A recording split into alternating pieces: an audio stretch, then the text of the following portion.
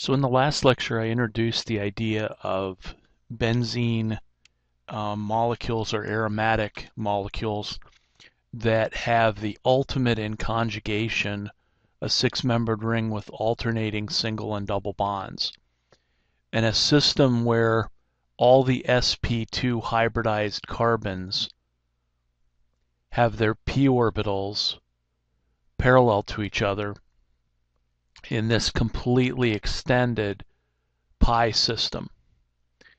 And that extended conjugation causes the benzene ring to become very stable. And so benzene doesn't react with reagents that normally would react with either double bonds or dienes. Things like Br2, KMNO4, HBr. These benzene plus those molecules will give no reaction. So these terms, this superstability that we call it, is what we now refer to as aromaticity. When aromatic compounds were initially sort of discovered or used, the aromatic term might very well have just described the fact that they had particular odors or smells. But now what we do is we use the term aromaticity to mean a stable, what I'm going to call super stability of these molecules, and the fact that they don't react with normal reagents that would normally react with a double bond. Now, that doesn't mean that we aren't going to be able to get bromine to react with a benzene ring. We'll see that reaction in one of the next lectures. But bromine itself, without the aid of a catalyst, will not react with benzene because of its superstability. Well, benzene isn't the only molecule that shows this aromaticity, that shows this superstability. And one of the things that aromaticity also implies is not only a superstability, but also a planarity of the molecule. So in other words, we have all sp2 hybridized atoms, and we have a flat molecule that consists in one plane or exists in one plane. So we're going to use these two sort of features to define aromaticity, only we're going to really kind of ramp up the definition here and be much more specific. Now, before I get to that, I'll start with showing you some compounds that are aromatic, and aromatic compounds that are polycyclic, or these are also sometimes called polynuclear aromatic hydrocarbons. I call these polycyclic aromatic compounds because you have multiple rings. The polynuclear term just means that there's fusion points between a series of benzene rings or a series of aromatic rings more generally. And so polycyclic aromatic hydrocarbons are also called PAHs. And PAHs are aromatic compounds first, so they are relatively stable, and they don't necessarily undergo reaction easily. And it turns out that they're planar, so they exist in one plane. And as a consequence of their planarity, they turn out to be toxic and carcinogenic. And the problem with their aromaticity is that since they don't react, they don't break down, and so many of these aromatic compounds are environmental problems because they don't break down in the environment and they persist for long periods of time. So I'll deal briefly with each one of these issues, again as an example of more aromatic compounds, and then we'll get on to the exact definition of what it is, what it means to be aromatic, and how you can become aromatic. So here are just some examples. Naphthalene has been used in the past as sort of a moth ball type material. Anthracene has three aromatic rings fused together. The anthra term you may have heard used for things like anthracite coal. Coal contains a large number of aromatic compounds. If crude oil is kind of the mother's milk of the hydrocarbons of alkanes and alkenes, then coal is kind of the mother's milk of aromatic compounds. There are other more complicated fuse systems. Here's an example of benzoapyrene. They don't necessarily have to be fused to be aromatic. This is biphenyl, and I show this because this molecule right here is a polychlorinated biphenyl, and that can be abbreviated as a PCB. And these are some of the most toxic substances that have ever been made. PCBs were used in transformers, electrical transformers, back in the 60s and early 70s. These were the chief components, if my recollection is correct, in the Love Canal issue that occurred in Buffalo, or outside of Buffalo, back in the late 70s, early 80s. And the problem is, since these molecules are aromatic, they persist in the environment for a long time. You can normally find the anthracene and the benzopyrenes are formed in soot. And actually, anytime you burn something or you char it to form a blackened soot, you end up with these aromatic compounds, these PAHs in them, to the extreme where sometimes you'll hear people talk about, well, if you burn a piece of meat, then the little black crusty stuff contains carcinogens, and they're talking about these types of PAHs. Even vegetables will form that black charry material, which also has PAHs in it. Diesel engines, if you are behind a non-clear air bus, the puff of black smoke that comes out the back of the bus is soot that contains these kinds of aromatic compounds. But the key thing is that they're aromatic, they're stable, they're planar, and they are carcinogenic. And in biology, you may talk about the way that the mechanisms in which make these carcinogenic, and that is in your DNA. You've got your DNA strand, your double helix. Well, the base pairs that form the hydrogen bonds in your DNA have these spaces in between them, and the PAHs can then intercalate. I believe that's still the current in vogue term for these planar molecules, can then intercalate between the base pairs and sort of change your structure of DNA, which is never a good thing to do. So that's the planarity plays an important role in the toxicity of these molecules. Benzene, of course, is simply the planar ring, and it's very carcinogenic. We don't use benzene that much in the lab anymore, but you may have remembered that we used toluene last year in the lab, or last semester in the lab if you took it. Toluene has the methyl group, which kind of breaks up the planarity of the molecule, so toluene is a lot less toxic than benzene is. So these PAHs are other examples of aromatics. So how do we define aromaticity? How do we look at a molecule and say that molecule is aromatic? Well, there's two criteria that you have to meet. Number one, all the atoms in the ring have to be sp2 hybridized. What does that mean? Or what does that cause? That causes the ring to become planar. So all the atoms in the ring have to be sp2 hybridized. If they're not, then the molecule cannot be aromatic. If the molecule has all sp2 hybridized atoms, then we count up the total number of pi electrons in the ring or rings, and that has to equal 4n plus 2. And the 4n plus 2 is what's called Huckel's rule. Now, 4n plus 2 is just a formula. It kind of generates the number of allowed electrons to be aromatic. And so n is an integer.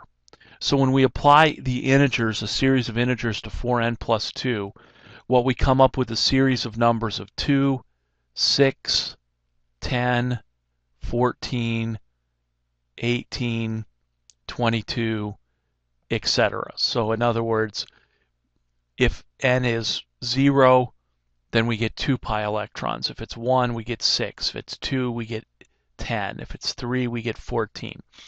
So 4n plus 2 generates a series of numbers.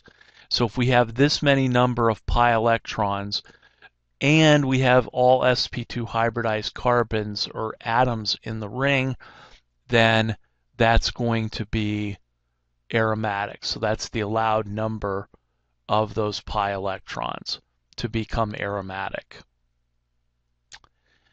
So we can look at a number of these molecules, and here's some examples, and we can play the game, are these aromatic or not? Now, I'm going to actually define 3 terms here.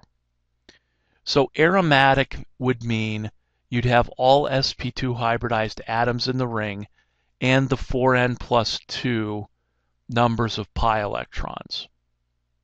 So if those 2 criteria are fulfilled, you're aromatic. You're not aromatic or non-aromatic if you fail either one of those 2 criteria. So in other words, you're non-planar because you may have a non-sp2 hybridized atom in the ring, or you have the non-4n plus 2 numbers of pi electrons. There is a third category, though, that is called anti-aromatic. And an anti-aromatic molecule has all sp2 hybridized atoms, and so it is planar, but it has 4n numbers of pi electrons. And so if those 2 criteria are filled, then we have what's called an anti-aromatic compound. And you might say, well, what is anti-aromatic? Well, if aromaticity means superstability, anti-aromatic means super instability. And so anti-aromatic compounds are incredibly unstable. And they're very reactive. So they're very difficult to isolate and to study. And as we go through some of the examples up here, I'll show you, there's one example or a couple of examples here that would be considered anti-aromatic according to these rules, and I know a little bit about one of them. So these are our 3 classes of molecules that we're going to categorize, either aromatic, non-aromatic, or anti-aromatic.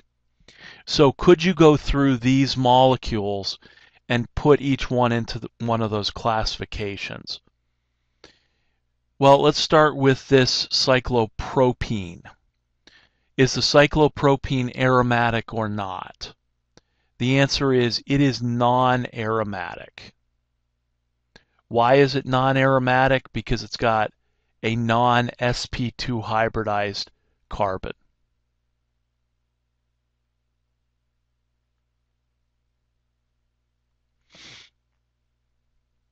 How about this cyclobutadiene? Well, it has all sp2 hybridized carbons in the ring, but how many pi electrons does it have? Well, it's got 2 there, 2 there. Every double bond counts as 2 pi electrons. So this one has 4 pi electrons. So it's planar and it has 4 pi electrons. This is anti-aromatic. Now, that means that forming a cyclobutadiene molecule is extremely difficult to do because it's very unstable and reacts as soon as it's formed. Now, does that mean that you can't synthesize it? Well, one of the things about organic chemistry is that when you tell some people that something can't be made, that just provides them a goal to make it. Because if they can sort of break the rules, then they can get fame and fortune. Well, maybe not fortune, but maybe fame. In terms of accomplishing something that people say can't be done. Okay. There are certain things in chemistry that still cannot be done. We can't turn lead into gold, or we can't turn straw into gold. Well, Rumpelstiltskin could turn straw into gold, but we can't, form lead into gold. That's the basis of alchemy, and can't do that. But people were actually able to synthesize the butadiene molecule, the cyclobutadiene, and it existed for a very short amount of time, enough for them to study the structure. And it actually wasn't square shaped when they did that. My recollection is that it was more sort of elongated in the split second that it was formed, because of the instability of the anti-aromatic system. Next one is a cyclopentadiene. Is cyclopentadiene aromatic or not? Well, this carbon is not sp2 hybridized, so this one is non-aromatic. How about this molecule? If you said non-aromatic, that carbon is non-sp2 hybridized, so this one is also non-aromatic. This one, again, another sp2 that's non-aromatic. Now you may be wondering why I would use these molecules and leave these non-sp2 hybridized carbons in there. I'll come back to those a little bit later. How about this molecule? Well, this was in a slide earlier for a PAH, so it does have all carbon atoms in the ring are sp2 hybridized, and it has 2, 4, 6, 8, 10, 12, 14. It's got 14 pi electrons. Is 14 an allowable number by the 4n plus 2 rule? Yes, because it'd be 4 times 3 plus 2 makes 14. So this is our first aromatic compound in the list. What about the stop sign shaped cyclooctatetraene? Well, all the carbons are indeed sp2 hybridized, and if this molecule was planar, then we'd have 2, 4, 6, 8 electrons, and so we might classify this as anti-aromatic. Now, the technical rules is if this molecule actually was not planar, then it would be non-aromatic. But we can't tell that from a simple structure, so we'll call this anti-aromatic.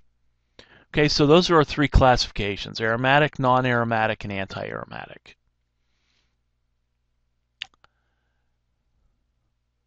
So, what else can be aromatic? Well, ions can be aromatic.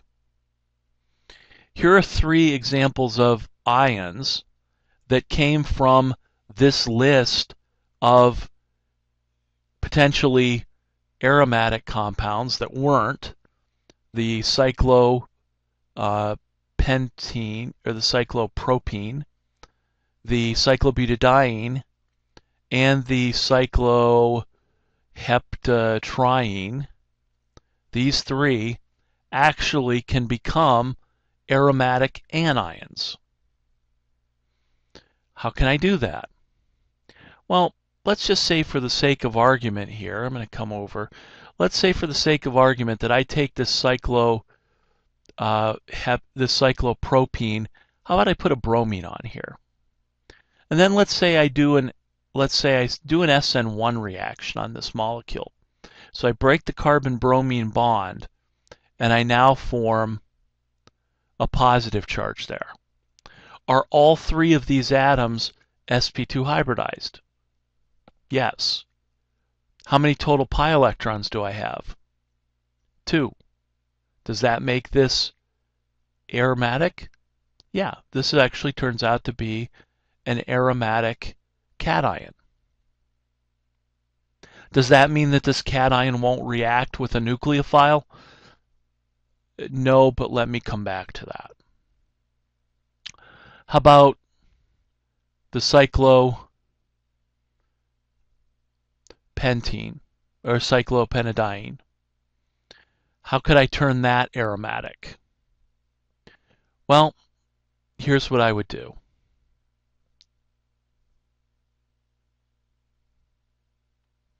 So what would happen here is that if I had my cyclopentadiene, I could turn this into an aromatic anion by losing an H+. And if I lose the H+ from this molecule, what I'll end up with is the carbon attached to the hydrogen, and now the carbon has a lone pair.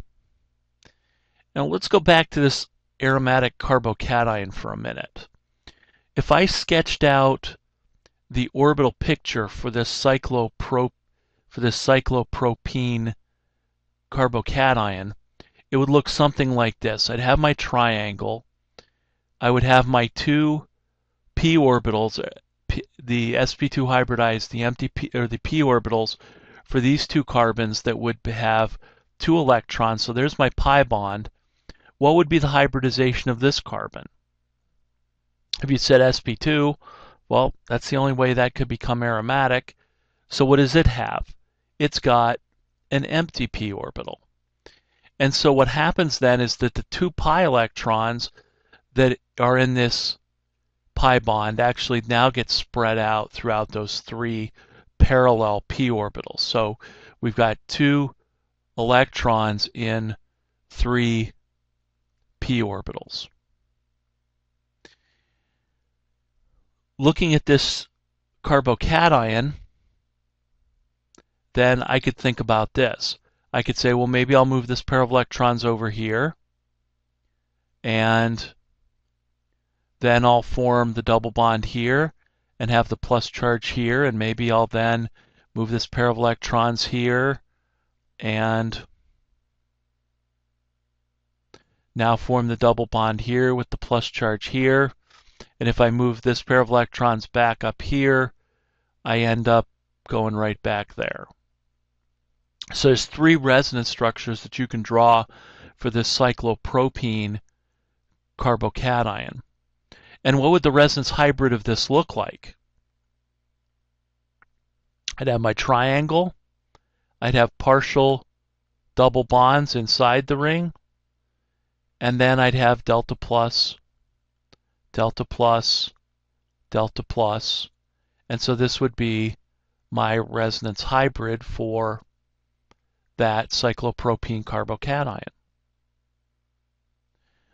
So this one fits the rule because it's planar and it has 2 pi electrons. And 3 atoms make up a plane, so there's no way to make this non-planar. Now coming back to this carbocation here, or this carbanion, the carbon now has a formal charge of -1. So the question is, how can this be aromatic?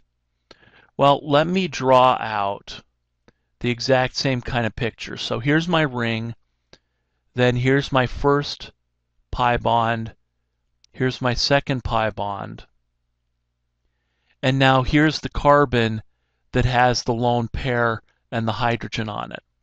What's the hybridization of that carbon? Well, for the carbanions, they can either become sp2 or sp3. And in the case of aromaticity, if they adopt an sp2 hybridized state, which they would to fulfill the first criteria of being aromatic, then that means that if they become sp2 hybridized, they have a p orbital, and what goes in that p orbital? 2 electrons. So this cyclopentadienyl anion actually becomes aromatic because the carbon adopts the sp2 hybridization. That puts this lone pair right here into the p orbital, And now if I count up the number of pi electrons, I've got 2 pi electrons there, 2 pi electrons there, and now 2 electrons here. And so I have a grand total of 6 pi electrons, which fits Huckel's rule. And so that makes this an aromatic anion. Okay. Now, if for some reason putting that pair of electrons would make this anti-aromatic, then what most likely would happen is that the molecule, or that this carbon, might not adopt a planar sp2, it might just stay sp3. But for the most part, this is, well, not for the most part, this is an aromatic anion. Okay, so carbanions can adopt sp3 or sp2 hybridizations, and they'll adopt an sp2 hybridization if they can then take that pair of electrons, contribute it to the pi system, and make this aromatic. And so that's exactly what happens here in this cyclopentadienyl anion. And the same thing would be true if we come back. Well, that's how the cyclopentadienyl anion becomes aromatic. The tropylium ion here is a 7-carbon ring with 3 double bonds. And what I do in this case to form the tropylium ion would be, I could take my 7-membered ring, and I'm not good at drawing 7-membered rings. 1, 2, 3, 4, 5, 6, 7, with my alternating single and double bonds. So I missed one. Oops, need to go back. And erase.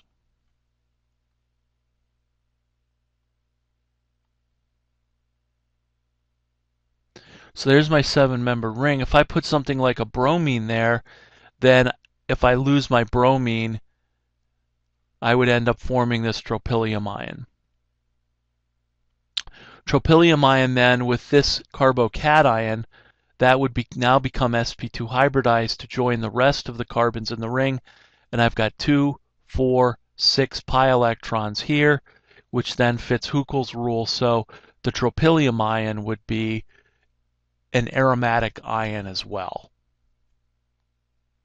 Okay, so what we see with these aromatic ions is that you can have an aromatic carbocation or an aromatic anion where you fulfill Huckel's rule and have all sp2 hybridized atoms in your molecule, and that then will make it aromatic. But what does it mean for an anion or a cation to be aromatic? Well, it doesn't mean that it won't react. Okay, carbocations will react.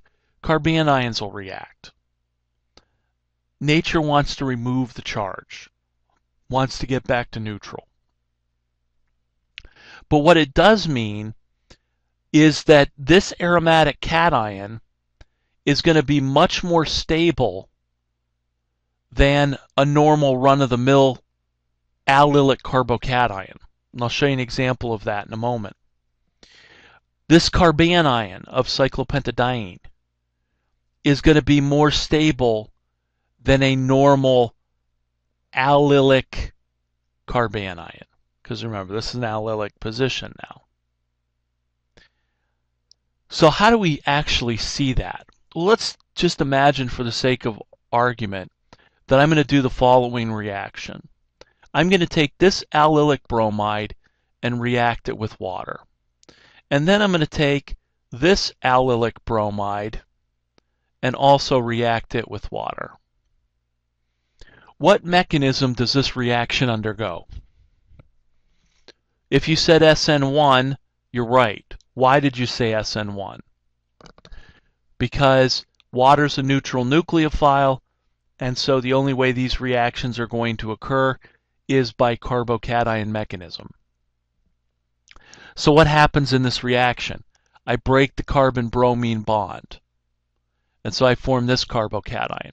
I break the carbon-bromine bond, and I form this carbocation. Now, what I just did was I just did the rate determining step of an SN1 mechanism. Well, what do we know about the formation of the carbocation as the rate determining step? We know that it determines the overall rate of the reaction. Which one of these two rate determining steps, the formation of this allylic carbocation or this allylic carbocation, is going to be faster? In other words, which one of these two carbocations is going to form the fastest? If you said this one, you're correct. Why? Well, if I would have stepped back and said, hey, I'm going to react tertiary bromide and a secondary bromide. I have these two reactions, and I'm asking you which of these two reactions occurs faster, or do they have the same rate? For those of you from last semester, this is deja vu because I gave you these kinds of problems on the final exam as well as the last semester exam.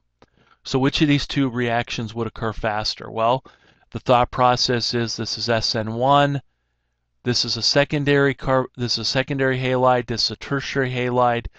The rate determining step is the formation of the carbocation. Which one of these two will form a carbocation fastest? If you said the tertiary one would form the carbocation faster, you're correct, because we form the more stable carbocation. And of course then, just to inflict more pain, we would go through our reaction coordinate diagram to show that forming the tertiary carbocation would occur faster than the secondary carbocation because of Hammond's postulate, and then a difference in activation energy. But this reaction goes faster because it forms a more stable carbocation. So that's exactly what happens here. This one forms the more stable carbocation. Why is this carbocation more stable than this one? You could make an argument that it's secondary allylic versus primary allylic. All right, you know what? Here. I just made it a secondary allylic. But guess what? This reaction still goes faster. Because this is not only a secondary allylic carbocation, it's also aromatic. And so this is the more stable carbocation because it forms a stable aromatic carbocation, or a more stable aromatic carbocation. Will this react with a nucleophile? Would this react with water? Sure. But the idea here is that the rate of the reaction, of the second reaction here, would occur faster than, or quicker than the rate, or faster than the rate of the first reaction because I form a more stable aromatic carbocation. That's how we actually see that extra stability in aromatic carbocations, because they undergo SN1 reactions much, much, much faster. Okay. How about, I have to go back here and use this slide. How about anions? So just to, here's my stupid tropylium ion. 2, 3, 4, 5, 6, 7. Here's my tropylium ion.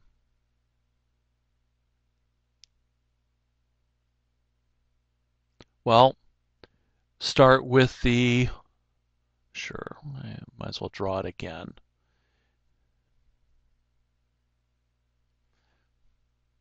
Start with a bromide, and so it'll undergo SN1 reactions fast because it forms an aromatic carbocation.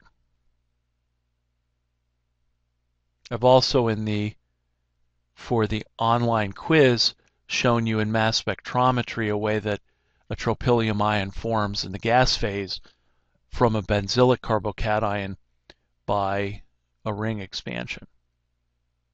Hint, you might need that for the essay question answer. But this is how we see the formation. This is how we see that aromatic carbocations are truly more stable than a non-aromatic carbocation is, because it would undergo an SN1 reaction faster because it's a more stable carbocation and forms faster. Now, what about anions?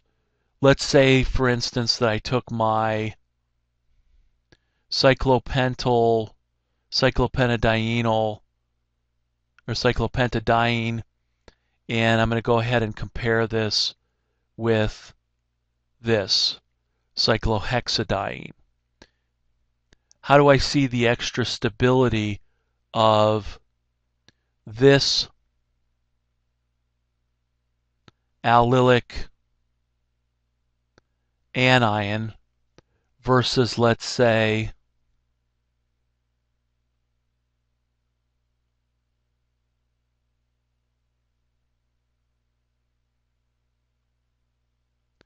this allylic carbanion? If this is truly more stable than this, how could I tell that? Well, what kind of equation did I just write here for both of these reactions? This is an acidity equation, right? Acid dissociates to form conjugate base and H+. So of course this is an equilibrium, and this is called the Ka equilibrium. So where this extra stability of a cyclopentadienyl anion occurs, because it is extra stable because it's an aromatic carbanion versus this run-of-the-mill allylic carbanion. The way we see this is that this should have a larger Ka than this. This one would have a smaller Ka, meaning that what? Cyclopentadiene is more acidic than cyclohexadiene. And so its pKa then would be lower than this pKa, which would be a little bit higher. Well, you can actually see this very easily, because if I tried to react this cyclohexadiene with, well, I don't know. Well, let's try it with NH2-. So let's try and react this cyclohexadiene with NH2- and deprotonate. You know what I'm going to get? I'm going to get no reaction, because this isn't acidic enough to be deprotonated by NH2-. I'm trying to form a C- from an N-. Not going to happen. Can form an N- from a C-, but not vice versa. But if I'm up here and I add NH2- to this, I'm forming the cyclopentadienyl anion 100%. So if I added these two together, I would get 100% reaction. So that's a dramatic way of showing that this hydrogen is more acidic than this one. And actually, I think you could get away with an alkoxide in terms of making this carbanion. So this is much more acidic than this one, because why? Because it forms a more stable carbanion. Why is this so much more stable? Because it's aromatic. So where we see the extra stability of carbanions and carbocations when they are aromatic is either in pKa measurements or in SN2 reactivities. So that's where we see this extra stability. Okay, so we can have different types of aromatic ions. We can have aromatic carbocations or aromatic carbanions. Okay, so we've seen hydrocarbons that can be aromatic. We've seen anions that can be aromatic. Again, they all follow the same two rules. All sp2 hybridized carbons and then the 4n plus 2 number of pi electrons. We can also have heterocyclic aromatic compounds where we put nitrogen, oxygen, or sulfur inside of a ring. Now we need to add the lone pairs to each one of these, but these four are examples of heterocyclic aromatic compounds. So they will fit those two rules. All sp2 hybridized atoms in the ring, 4n plus 2 numbers of pi electrons. So here's some examples. Pyridine, pyrrole, furan, and thiophene. Of these, furan is probably the one you've seen two of these. Furan you haven't seen, but if I remove these double bonds and put 4 hydrogens around this, that becomes tetrahydrofuran, which is a good ether solvent. Pyridine, where have we seen pyridine? PCC. That's the pyridine, and we added HCl to that to form the pyridinium chloro, and then the CrO3 for the chromate of pyridinium chlorochromate, PCC. So all three of these, or all four of these, are actually aromatic, which means that they don't react very easily. They're super stable. Now you might say, okay, how is pyridine aromatic? Well, pretty straightforward. If I was to write out sort of the picture of pyridine, here's how I would write it out. I've got all sp2 hybridized atoms. Remember that for nitrogen, this is trigonal planar, which makes it sp2, which means that it's got all these atoms have p orbitals. And so here's my double bond there. That's this one. Here's my overlap to form the double bond here. And then here's my other two to form there. This third sp2 hybrid orbital for nitrogen contains the 2 electrons. So pyridine's pretty straightforward. It's got 6 pi electrons, and it has all sp2 hybridized atoms, including the nitrogen. Now for the pyrrole, the furan, and the thiophene, if you looked at these initially, you'd say, hold on, they only have 4 pi electrons. So how are they aromatic? It's a good question. So let's take pyrrole, for example. What's the hybridization of this nitrogen?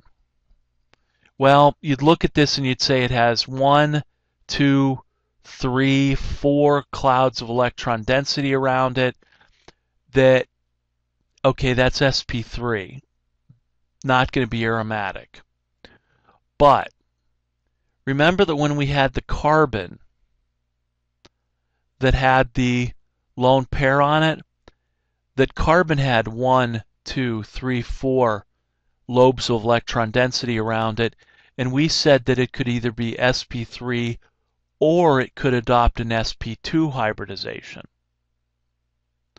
Well, nitrogen could do the same thing. So if we have this pyrrole molecule,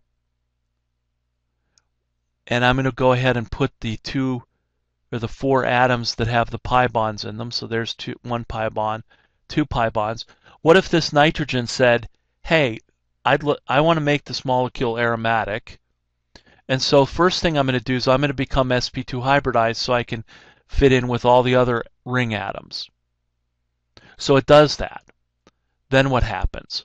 Well, it puts the hydrogen over here and it becomes sp2 hybridized. What's in this lobe? The lone pair. Just like the carbon here. The carbon becoming sp2 hybridized and putting its lone pair in the unhybridized p orbital. Nitrogen can do the same thing. Now the molecule says, okay, all my ring atoms are sp2 hybridized. Check for rule number 1. Now I have 2, 4, 6 pi electrons in my pi system. Does 6 pi electrons fit Huckel's rule of 4n plus 2? Yes. So now all of a sudden, pyrrole becomes aromatic. You could say the same thing for furan. The oxygen here could be sp3 hybridized. Normally it would be, but in this molecule it would say, okay, can I become sp2 hybridized and make this ring aromatic? If I do that, then here's my sp2 hybridization. One of the lone pairs then goes in the sp2 hybrid orbital. The other lone pair would go in the unhybridized p orbital. And now all of a sudden we've got 2, 4, 6 pi electrons.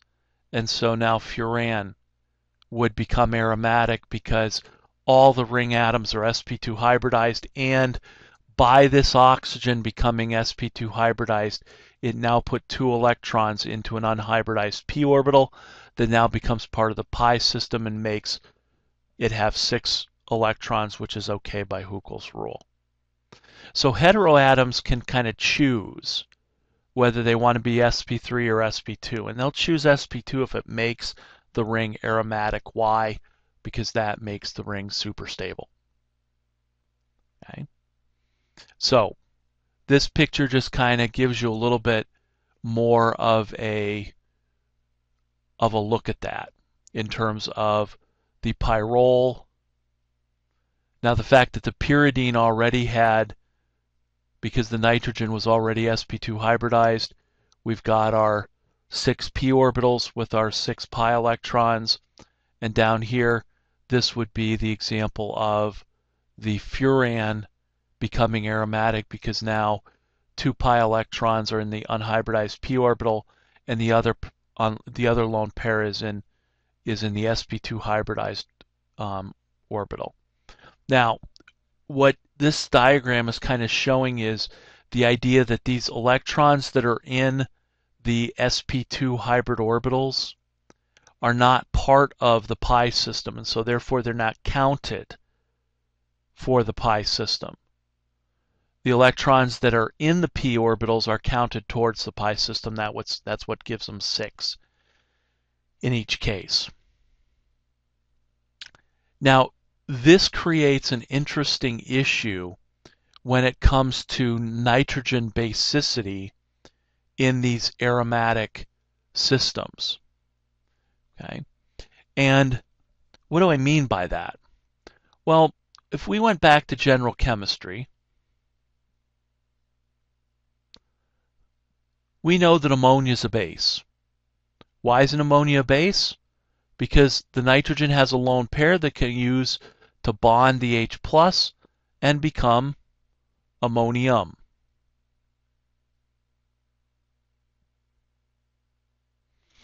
Well, organic amines, or organic molecules that contain nitrogen, could also use the lone pairs to bond H plus. And so this nitrogen can be basic. But let's look at the basicity of the nitrogen in pyridine versus the nitrogen in pyrrole. Now, in this case, in pyridine, we already know pyridine will pick up an H and then the Cl minus and form pyridinium, the pyridinium ion, because that's the basis for pyridinium chlorochromate, PCC. So that means that these hydrogens could react with the H plus to form the pyridinium ion. But in order for a nitrogen to use its lone pairs to bond an H plus, that lone pair has to be outside of the pi system. If those electrons are tied up in the pi system, they can't be used to bond H plus. So pyridine is it's a pretty potent base, at least in terms of being able to accept protons, because the lone pair that it has is outside of the pi system. But pyrrole, turns out this nitrogen in pyrrole is not basic. So up here, this nitrogen is basic, but this one is not. Why? Well, the reason it's not basic is because this lone pair is tied up in this pi system, making the compound aromatic. And so there's no way that the electrons that are tied up in the superstable pi system can be broken out of that to bond an H+. So when electrons are part of the pi system, then that nitrogen is not going to be basic. But if the electrons are not part of the pi system, then that will make the nitrogen basic. Okay. So for heterocyclic aromatic compounds that contain nitrogen, you may have nitrogens that are basic and you may have nitrogens that aren't basic. So for instance, let's say I'll take a molecule that we've used for research purposes, and that's this molecule called quinoline. Is this nitrogen in quinoline basic? Will it accept H+? Well, the question we have to answer is is this lone pair part of the pi system? And the answer is no, these pi electrons, they are not. I'm going to get rid of that no. The pi electrons are not part of the pi system. Because in this case, this nitrogen is sp2 hybridized, so if I go through and write all of my sp2, my unhybridized p's, I form the pi bond here, but this lone pair is actually outside, just like this one up here. So this nitrogen would be basic, because those pi electrons are not part of the pi system. Could I come up with a molecule where, I don't know, where they are not? So let me take and draw this one out. So let's say that I have this molecule. Is this nitrogen in this system basic? Is this lone pair available to bond an H+, or is it part of the pi system?